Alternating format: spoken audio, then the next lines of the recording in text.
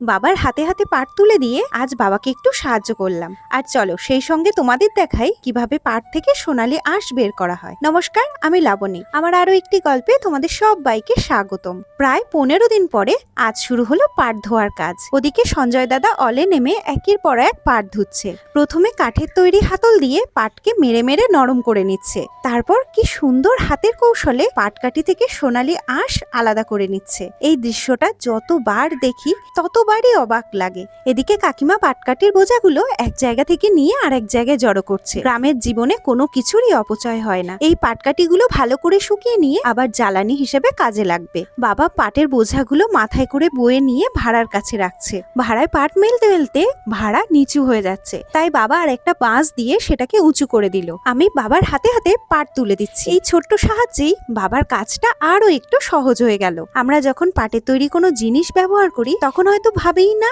এর পিছনে কত দিনের পরিশ্রম আর কত মানুষের হাত জড়িয়ে আছে। আজ সেই পরিশ্রমের ছোট্ট একটা অধ্যায় তোমাদের সঙ্গে ভাগ করে নিলাম। পরের ভিডিওতে পাটের আরো একটি নতুন গল্প নিয়ে আবার দেখা হবে।